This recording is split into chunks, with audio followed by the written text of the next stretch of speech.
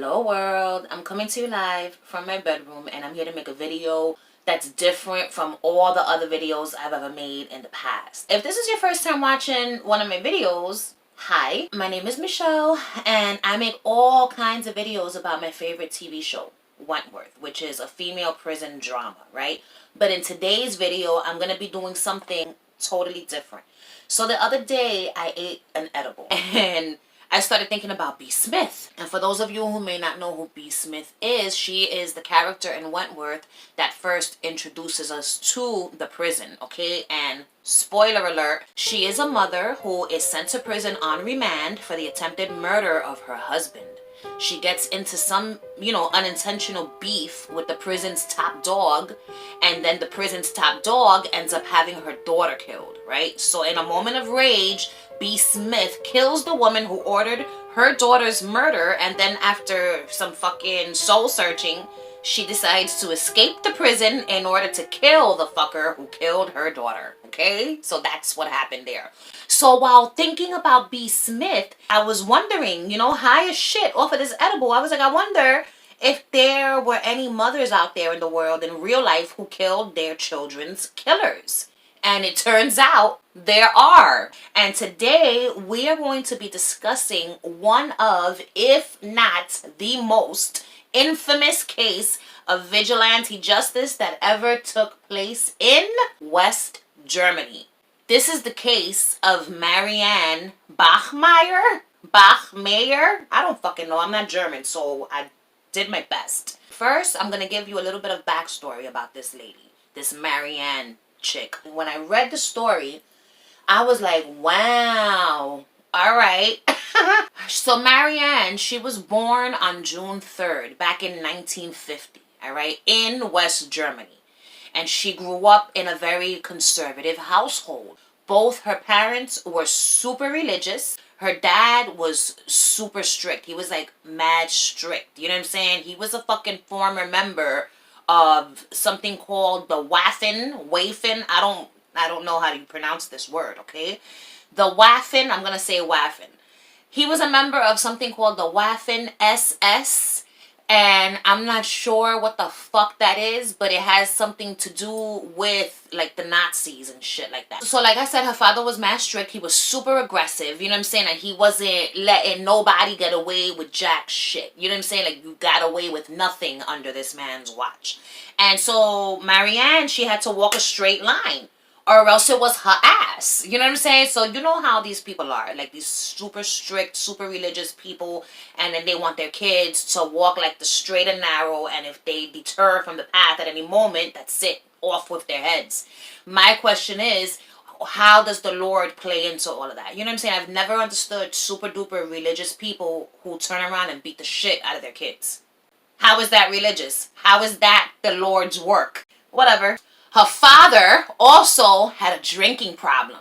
And, when people are assholes and then they throw alcohol into the mix, it usually makes them even bigger assholes. And that's what it did with her father.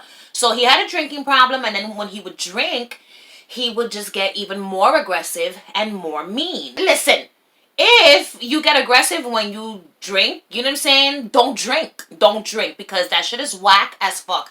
If you don't have the balls when you're sober, then your balls, like when you're inebriated, they aren't real. You know what I'm saying? And you're still just a fucking punk. So liquor courage, weirdos, I can't respect them. Eventually, Marianne's parents divorced, okay? And I was glad when I read this. I was like, good for the mom. She got rid of this fucking piece of shit, and now maybe they can live, a better life. It's best not to assume, okay? Eventually, they get divorced, and her mother meets this new guy, and she marries the new guy, right? Okay, fine. So this new guy, he wasn't a fucking alcoholic, but he was a power-hungry asshole. I don't know what's worse, an alcoholic who's a fucking piece of shit, or a power-hungry asshole who really has no power but likes to act like he does. I don't know. So this new guy, he wanted all the control and all the power over his wife and over Marianne as well. So his word was law in that house, and that ended up causing problems in the household, okay? So what happens? there was constant arguing and bickering and back and forth between the family. You know, Marianne and her moms and this fucking power-hungry stepdad. So eventually, Marianne's mother started blaming Marianne for all of the drama that was going on in the house, and she throws Marianne out.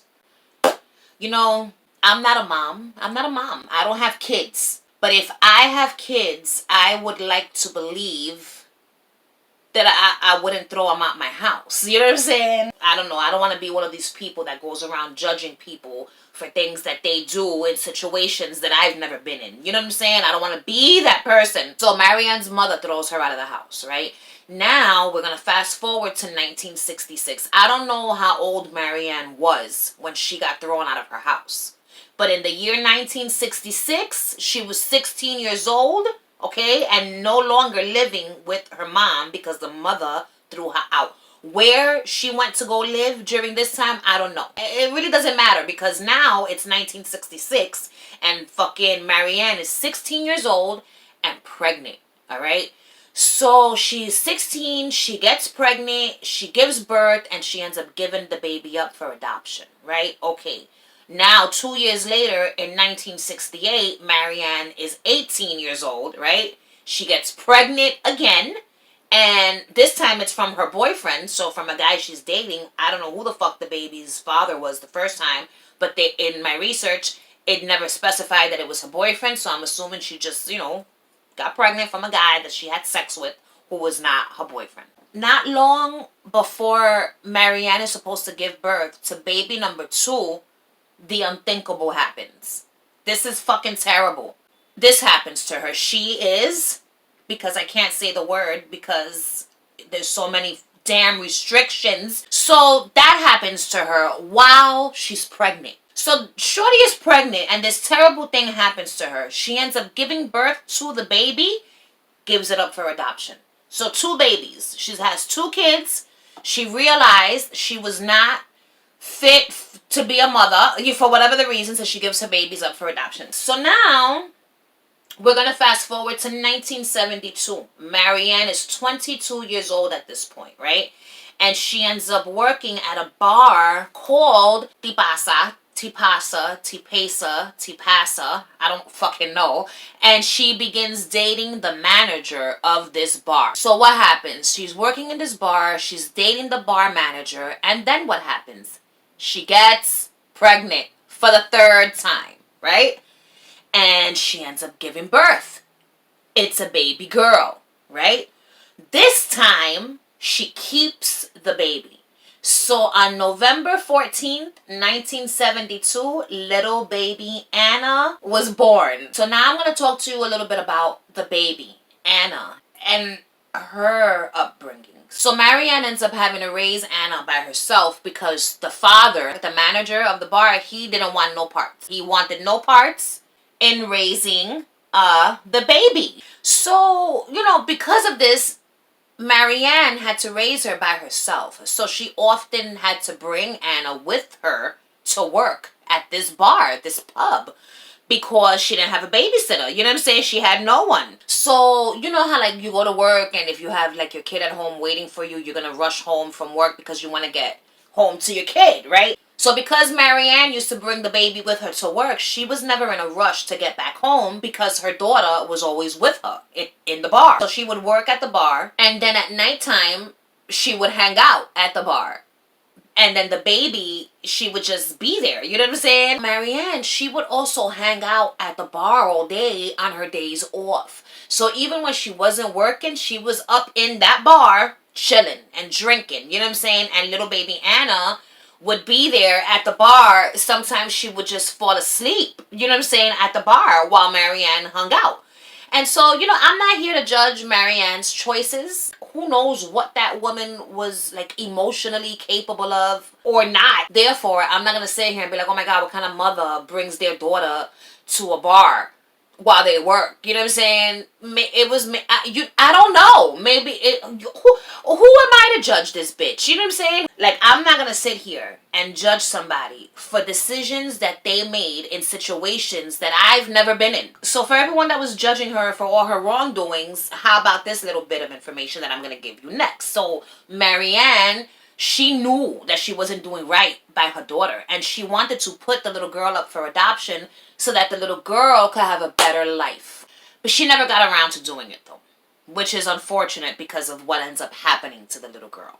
Basically, Marianne treated Anna like she was a little miniature adult, and she left her to like fend for herself and make her own choices. One of Marianne's friends said about Anna that, quote, she was a vibrant youngster who never truly had a pleasant family life, end quote. Oh boy, so now we're going to get to the tough part of the story. Now it is the year 1980. So little Anna was murdered on May 5th of 1980. She was 7 years old. So on the morning of the murder, Anna and her mother, they got into an argument that morning, which they often did. So they argued that morning, and Anna decided that she was going to cut school in an act of rebellion.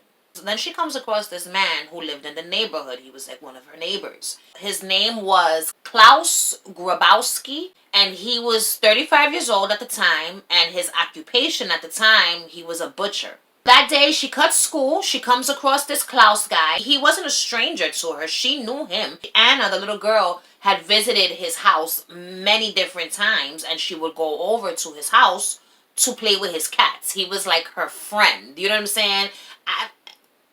Okay, so like I was saying earlier, I don't want to judge shit. But the facts are, what do you have in common with a 7-year-old as a 35-year-old man? You can't be friends as a 35-year-old adult with a 7-year-old child. Those are not dynamics that are conducive to a fucking normal, healthy friendship. That's insanity. No 35-year-old could honestly say, oh, that 7-year-old girl, that's my friend. That's fucking crazy. So this fucking guy, Klaus, he ends up abducting her. Oh boy. And then he held her hostage in his house for like several hours. You know, I don't know how many hours, but for a lot of hours. You know, he held her hostage in his house, and during this time, he assaulted her. He did things to her. He did things to this little girl that he shouldn't have done. You know what I'm saying? And then when he was done assaulting her sexually, okay, he ends up killing her. So this guy, he had a fiance.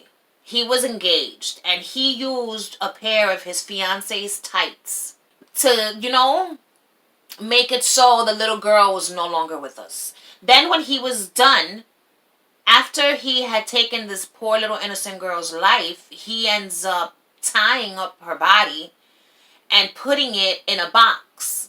Okay? And then he took the box and he left the box with little Anna's body inside, and he puts it by the shore of a canal somewhere out there in West Germany.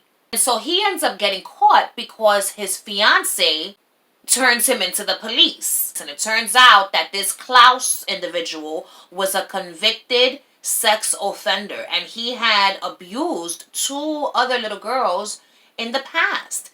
And in 1976, 4 years before he went on to kill little Anna, he was chemically castrated. But then they found out later on that he ended up getting hormone treatments to try to reverse the castration.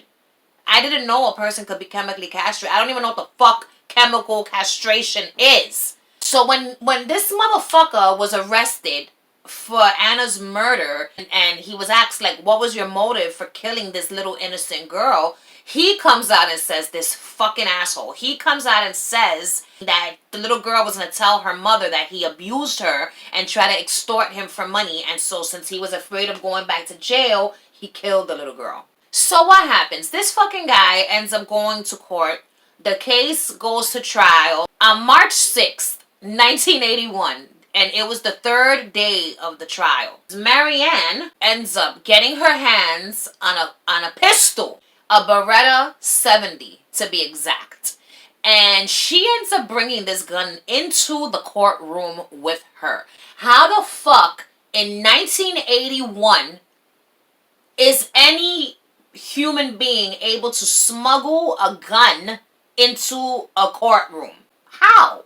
They have metal detectors. You go through them when you enter the courthouse. You know what I'm saying? Like, nobody's getting past these metal detectors. How did this bitch get a Beretta 70 into the courthouse? How? I have thoughts about that, because that, out of the whole case, that was the one, like, thing that I was like, hold up. How the fuck you get a gun past metal detectors? I've been to the courthouse many times. Like, I've gone to the courthouse with weapons on me, and when I realized, oh shit, I had to go through the metal detector. I did an about face, and I stashed my weapon outside somewhere, and when I was leaving, the guard told me, yeah, stash that shit. He knew.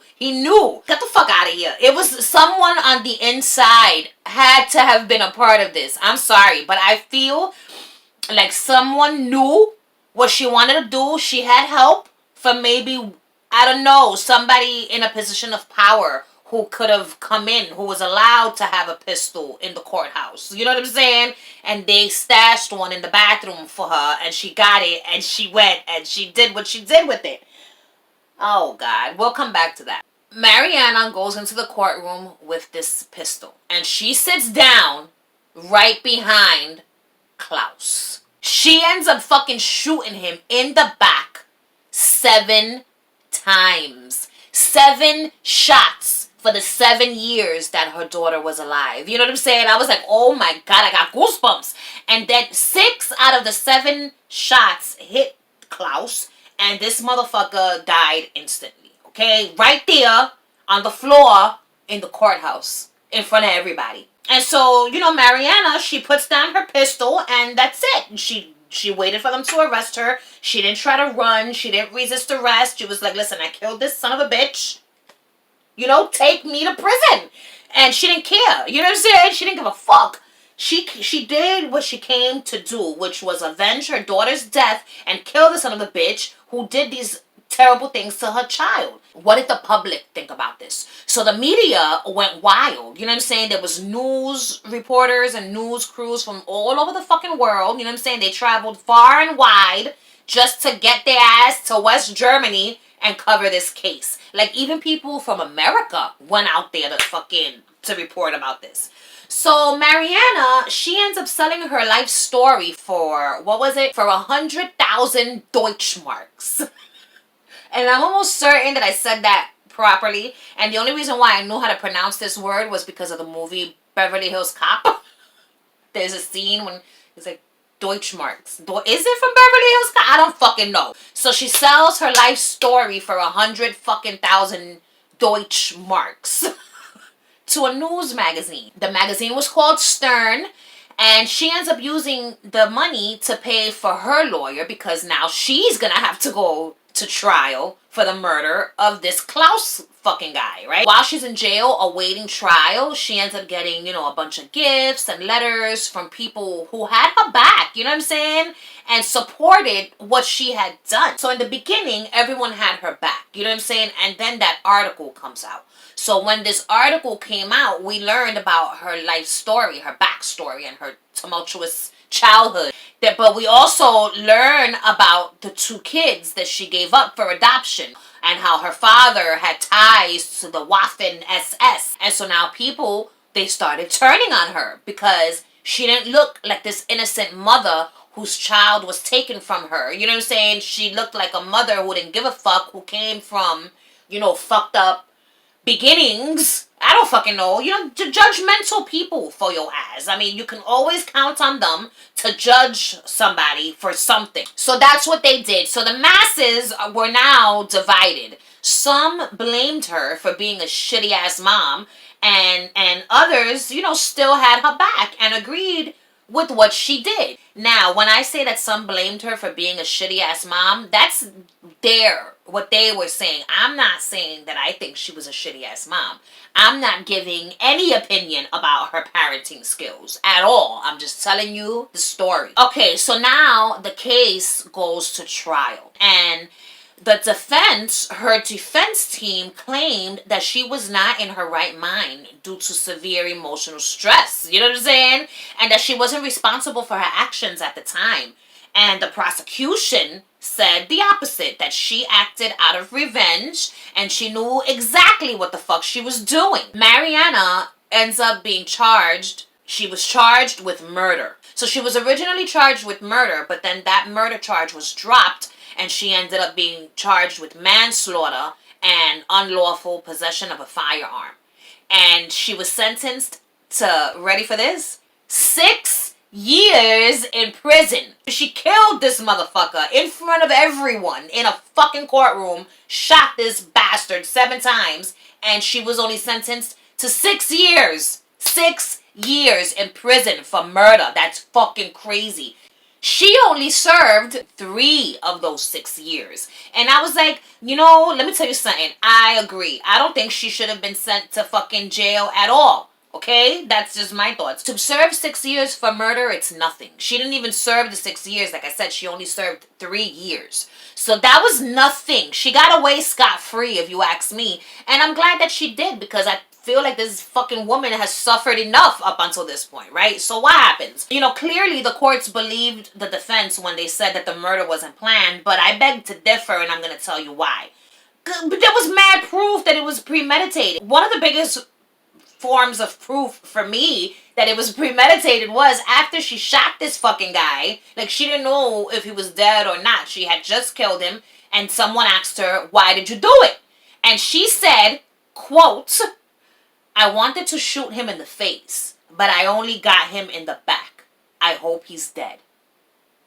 And the judge who sentenced her said that that's what she said. You know what I'm saying? So he heard her say this. Maybe he's the one who asked her. I don't fucking know.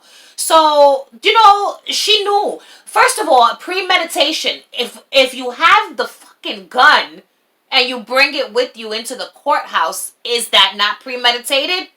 Yeah, I feel like that was all the evidence that they needed. I'm not a fucking judge, nor am I a lawyer, nor am I fucking law enforcement.